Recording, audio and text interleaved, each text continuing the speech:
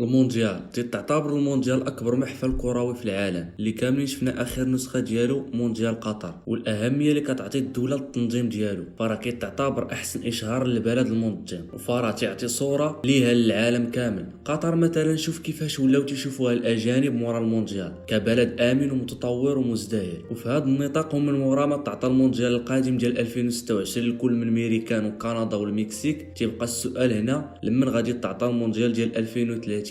فراه من ورا كل نسخه كيقدموا الدول طلب باش ينظموا النسخ المواليه، وهنا فين خرج خبر وتاكد ديال امكانيه تنظيم المغرب واسبانيا والبرتغال لهذا المونديال. الامر اللي كيعني باللي ان هاد البلدان يمكن لك تمشي لهم بلا فيزا الا تاهل المنتخب ديالنا ولا شي بطاقه بحال اللي دارت قطر، وهذا الشيء في 2030. واش هذا الشيء بصح وشنو هما التفاصيل ديال هذه القضيه وعلاش المغرب تختار بالضبط؟ تبع معايا وغادي تخرج فاهم كل شيء، ولكن بالمقابل دير معك اشتراك راه فابور. وخلينا نكملوا. اول حاجه عزيزي المشاهد خاصك تعرفها هي ان النظام ديال المونديال تبدل، وهذه فرصه باش نشرحوا لكم مع حنا كنهضروا على المونديال. المونديال ديال قطر كانت الدول المشاركه 32 دوله، بينما في ديال فرنسا في 98 كانوا 24 دوله، وفي المونديال ديال 2026 و2030 الدول المشاركه غادي يوليو 48 دوله، وما عمرهم داروا هذه القفزه كامله حيت المسابقه غادي تكون من 16 للمجموعه اللي مكونه من 3 ديال الفرق اللي غادي يعطيونا 48، بحيث غادي يدوزو جوج الاولين من كل مجموعه الدور الثاني والثلاثين بحال الشكل ديال البطولات، ولكن الماتش ما غاديش يكون فيه الي وروتور،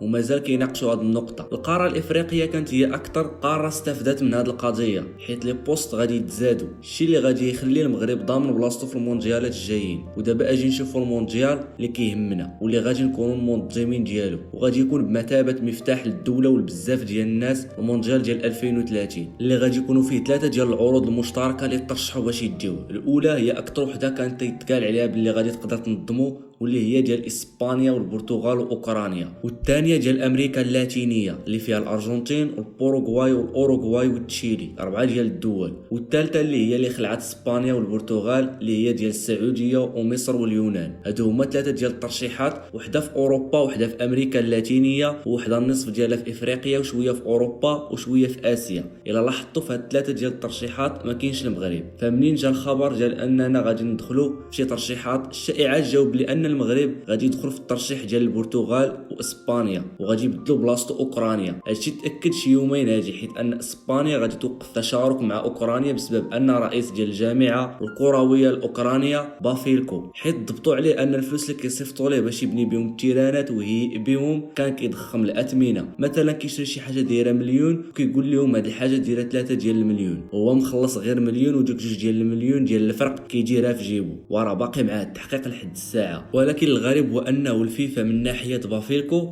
راه توقف غير في بلادو. الجامعه ديال اوكرانيا تقدر تبقى غادا مشاركه في التنظيم، يعني الشخص ما غاديش يبطل الترشح ديال دوله كامله، وماشي سبب مباشر باش يطردوا اوكرانيا من التنظيم، وباقيين كيناقشوا في هذا لحد الساعه. المهم اسبانيا بغات اوكرانيا تخرج، واوكرانيا غادي تجاوب وتقول لهم راه رئيس الجامعه ديال اسبانيا براسو دخل في التحقيق ديال الرشوه اللي هو الروبياليس. فراه هذا الروبياليس رئيس الجامعه الكرويه في اسبانيا كان باع السوبر كوب ديال اسبانيا لستة المواسم القادمه للسعوديه ب 24 مليون يورو، وهادشي باتفاق مع بيكي. تخيل معايا بيكي كان مشارك في السوبر كوب وداخل في صفقه مع رئيس الجامعه ديال اسبانيا. الامر اللي غادي يزيد هذه القضيه غرابه هو ان بيكي كان شاري فرقه في التروازيام سيري سميتها اندورا، وراه هو الرئيس ديالها لحد الان. في واحد اللحظه في الموسم ديال 2019 واحد الفريق من الدوزيام سيري، دابا بيكي عنده فرقه في التروازيام سيري وواحد الفريق من الدوزيام سيري اللي سميتو ريو اف سي غادي يهبطوا للتروازيام سيري بسبب شي مشاكل في الخلاصات، يعني البلاصه ديال هذا الفريق غادي تبقى خاويه والبطوله باقي ما سالات وخاصهم يعوضوا داك الفراغ. وشنو داروا؟ شدوا الفريق ديال بيكي واخا ماشي هو اكثر واحد مؤهل باش يطلع، وطلعوا هذا الروبياليس. الامر اللي كيبين باللي وقعت رشوه بيناتهم وتبادل المصالح، يعني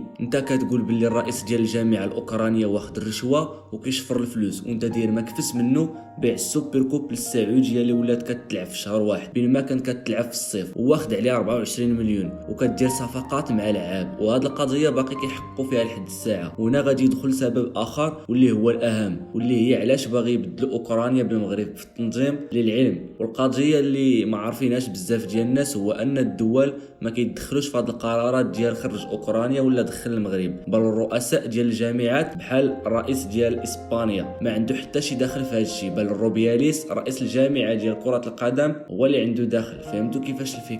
المهم السبب الرئيسي علاش بغاو يدخلوا المغرب بلاصه اوكرانيا هو باش يربحوا لي فوت مع الشركاء ديال المغرب وافريقيا. فهاد الترشح فراه كيتنافسوا مع 4 ديال الدول من امريكا اللاتينيه اللي غادي ياخذوا لي فوت من تما كاملين، وزيد عليها السعوديه ومصر واليونان، فراه صعيب عليهم يربحوها. عاد التنظيم ديال السعوديه اللي واخد 101 فوت على الدخله، حيتاش كل جامعه كتاخذ الاصوات ديال دوك اللي كيمثلوها كاملين في دقه واحده. يعني السعوديه مع غادي تدخل الترشح غادي تاخذ 54 فوت من عند افريقيا و47 فوت من عند اسيا، فراه معاهم مصر. والا كان المغرب منافس ولا حتى هو داخل في الترشيح، يعني لي فوت ديال افريقيا يقدروا ينقسموا ويمشيو لصالح البرتغال واسبانيا. هذا هو السبب الرئيسي، وزيد عليها اسباب اخرى بحال القرب الجغرافي بين اسبانيا والبرتغال والمغرب وسهوله التنقل، وان المغرب بين انه مستعد يستقبل كبار المحافل الرياضيه بحال موندياليتو وكاس افريقيا الى اخره. بالاضافه الى انه دخول المغرب في الترشح مع البرتغال واسبانيا غادي يحاولوا يقنعوا به السعوديه